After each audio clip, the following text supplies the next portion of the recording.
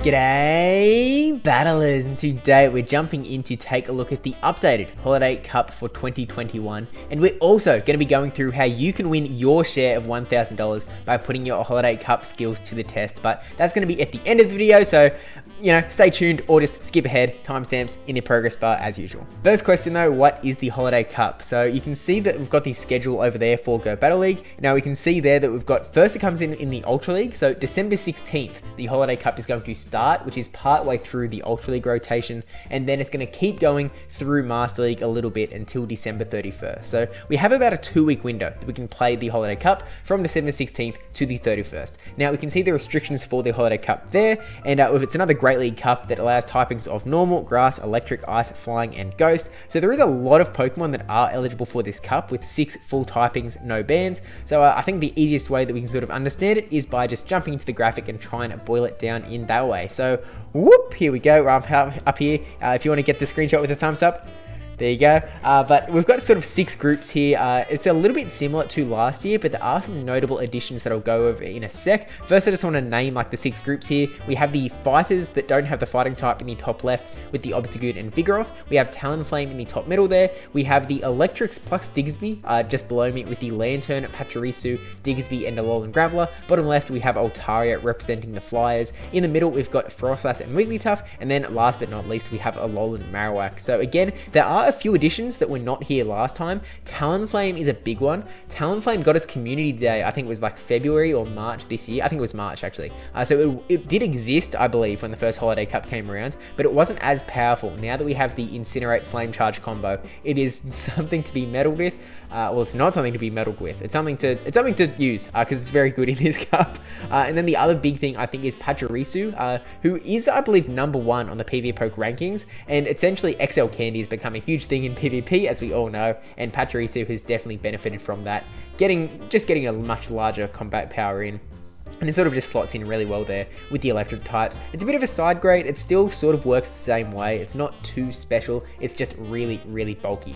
There are some other things as well that have been added. Trevenant is a big one that I do not have on this graphic. I'll talk about Trevenant a little bit towards the end of the video, but I think this is still sort of the main meta of a graphic. I have made a few move arounds in the groups. I think Diggersby was in its own slot last year, but yeah, we are making some moves. But let's jump into taking a look at what we've got here. We'll start off in the top left with the fighters, with the Obstagoon and the Vigoroth. Now Vigoroth, I say it every time Vigoroth is in a meta, Vigoroth is a really powerful Pokemon. It's got that counter, best fast move in the game. It's got that Body Slam, one of the spammiest moves in the game, and it's just a really powerful thing, especially because Body Slam has that same type attack bonus from Vigoroth's normal typing, and it essentially works as a really good safe swap that no matter what you're swapping into, it can pretty much hit everything. There are some ghost types running around, namely Alolan Marowak and Froslass, so in those cases you're probably going to be wanting to throw that Bulldoze, which isn't a great move by any means, but it's at least doing something. It is technically super effective to Alolan Marowak, but it's still not a great move. So you've still got some play, and counter's still doing something at least. It's not great when you get locked into a ghost, but I still think that it's a really good safe swap in this meta. Obstagoon works a little bit differently in that it's still got that counter, but it's got that Night Slash, which is obviously going to be hurting the ghost types. And then it also has that chance for the attack boost. If you get that 1 in 10, I think it's 1 in 10 chance. So essentially, we've got a lot of arrows coming towards the fighters. They don't actually seem to straight beat a lot. You've got them beating the electric types and Diggersby, because Diggersby has that normal typing, losing to Altaria, losing to the Froslass Wigglytuff combo, and losing to Talonflame. As I said before though, Obstagoon has that bit of a better time up against the Froslass, so Obstagoon can actually win that one. It just really, really hard loses to Wigglytuff. And then there's no arrow between the fighters and Alolan Marowak. Vigoroth is generally going to lose to Alolan Marowak, and Obstagoon is going to win because it has that Night Slash again. So they work in a sort of similar way in that they've just got the sort of big damage that sort of keeps on coming, but I think that the arrows don't paint a good enough picture for what they really can do, and that they're sort of a little bit of a Swiss Army knife. They can sort of fit anywhere. Vigoroth especially as that safe swap. It beats a lot of things if you get a little bit of an advantage. So these arrows are sort of based on just like head-to-head scenarios in the lead, for example, but don't sleep on them just because there aren't a lot of arrows coming out there. But we'll move along to the Talonflame in the middle there.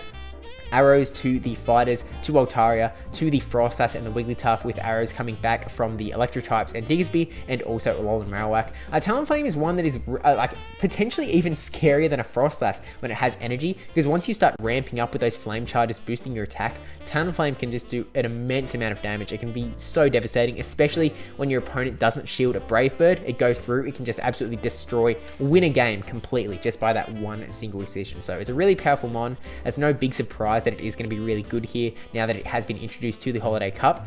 Being able to beat both Froslass and Wigglytuff is really nice, because those are definitely, you know, as much as we don't like Charm being good, Charm is good, and so having that sort of fire typing, they can sort of do a really good job there. It's really nice to sort of see, and it's definitely going to make it a little bit more dynamic, I feel. There's going to be a lot of Talonflame teams. If you don't enjoy facing Talonflame, I'm sorry in advance, but that is how it's going to be. We'll move over to the electric types and Diggersby. Again, Pachirisu kind of just fitting into the fold. We've got that Lantern there that has the option of running Water Gun, which may be more common now. Like, there was already a Alolan Marowak who had that fire typing, but now that there is also the Talonflame, there's going to be a bit more fire running around. So I think Water Gun might actually have pretty good play. I mean, also, like, Alolan Graveler has the rock typing, Diggersby has the ground typing. It's definitely going to be pretty decent, I think. So I'm sort of expecting that might be the way to go, even though Spark does generally get energy a little bit faster. But then Alolan Graveler there, generally going to be running that Volt Switch with the, I kind of like the no electric charge move strategy of the Rock Blast. I think it's Rock Blast Stone Edge. But it's definitely a really powerful mon, especially with Talonflame running around. Electric type's also generally going to be beating the Froslass because of its ice typing. And then Wigglytuff. Wigglytuff is a bit of an interesting one. There's a lot of bulk in this group, Alolan Graveler being the exception. So consider that a little bit more back and forth, especially when when Wigglytuff has shields. It can definitely be a little bit rougher because, you know, Charm double shield is definitely a strategy, and the electric types don't love it. So just watch out for that one a little bit. But they're also generally going to be beating Alolan Marowak. In general, again, Alolan Marowak can actually sort of come out on top in a few of these matchups if it can get a little bit of energy advantage, if the moves go the right way. So be a little bit careful of that one. And then we've got the arrow coming in from the fighters. No arrow with Altaria, because Altaria is a little bit back and forth. I think Altaria is going to be generally beating the Diggersby, because Diggersby doesn't have much to throw against it. The other three electrics can do a little bit of a better job up against Altaria, but Altaria can be a little bit scary with the Dragon Breaths, and it depends a little bit on shielding as well. So jumping over to Altaria though, it's a Dragon Breath user. Dragon Breath is a really, really powerful machine that can just tear through everything, especially if you've got shields in tow. So beat Diggersby, not so great up against the electrics, generally losing to Talonflame, generally losing, that middle group of Froslass and Wigglytuff, that sort of is the Altaria counter group, like the Dragon counter group with the Charmer and the Ice type from Froslass, but then Altaria also generally beating that Alolan Marowak. Now I said earlier that Altaria is sort of a stand-in for the Fliers. There are definitely other Fliers in this cup that you might want to use, Skarmory, Mandibuzz, another one.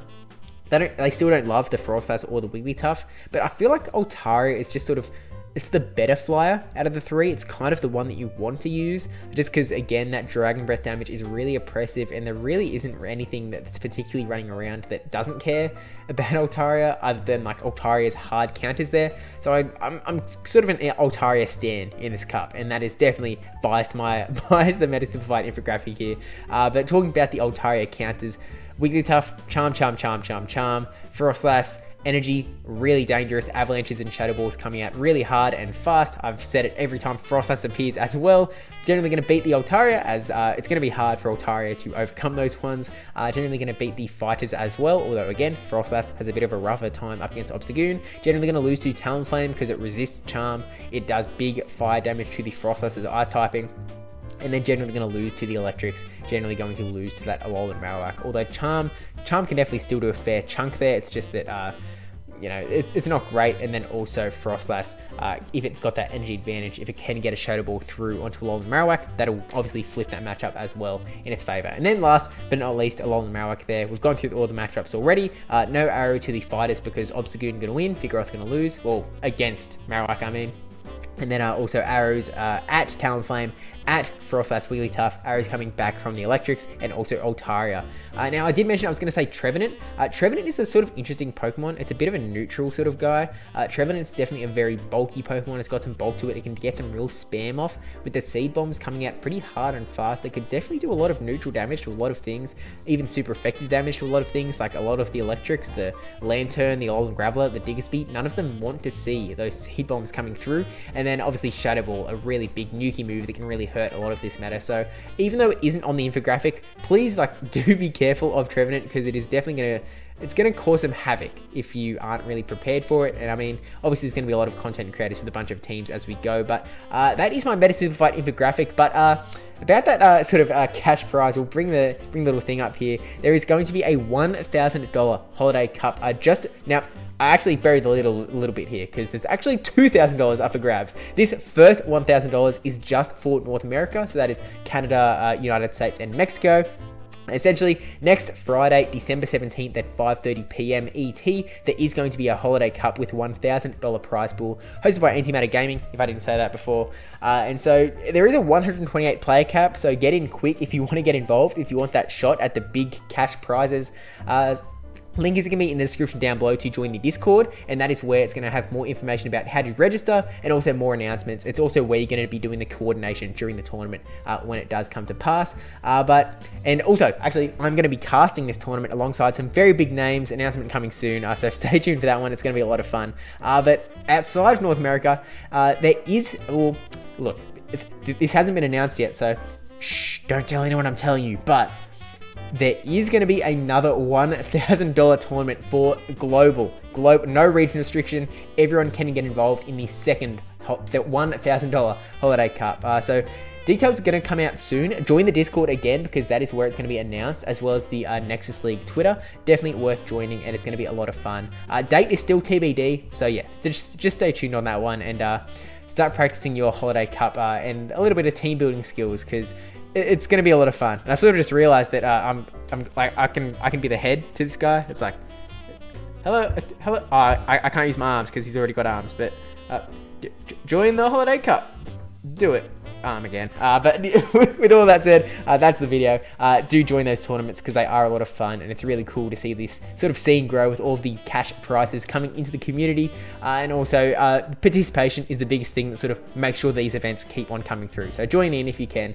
But with all of that said, thank you for watching. Don't forget to like, comment, subscribe, especially the subscribe one. Thank you to my patrons and supporters over on Twitch as well, because they are super cool people. And yeah.